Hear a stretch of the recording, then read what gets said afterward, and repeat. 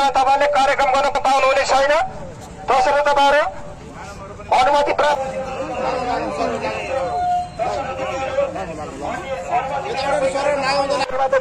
गर्नुपर्ने छ।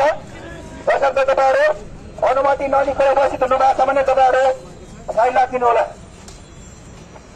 यताबाट पनि तपाईहरु के को लागि आउनु भएको हो? जाऊ न साउरो जाऊ जाऊ जाऊ ल जाऊ। यताबाट नबसिनु अनावश्यक रूपमा यसरी बस्नु। यो त पैदल यात्रीहरु हिँड्ने ठाउँमा आएर यसो रेस्ट गर्ने ठाउँ पो हो त यो। तपाईहरु आएर चाहिँ ओ गरिदिनु भयो भनेर भने त्यहाँ कसरी अरु पैदल यात्रीहरु हिँड्नुहुन्छ? जाऊ जाऊ तपाईहरु जाऊ जाऊ अरु पनि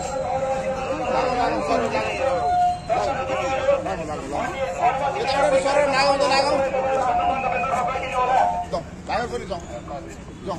यहाँ त पैदल यात्रामा हिँड्ने मान्छेहरू यसो आउने रेस्ट गर्ने तपाईहरु धपक्कै आएर 2-3 घण्टा बसिनु भयो त अरू मान्छे जे प्रपोजको निम्ति बनाएको हो यो प्रपोज त पुरा भएन नि त।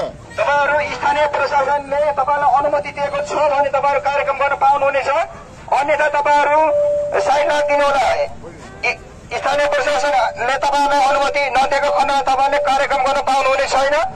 त्यसैले तपाईहरु अनुमति प्राप्त हुनुहुन्छ भने तपाईहरु कार्यक्रम गर्न पाउनुहुनेछ। अन्यथा तपाईहरु आफ्नो गन्तव्यतर्फ गइदिनु होला।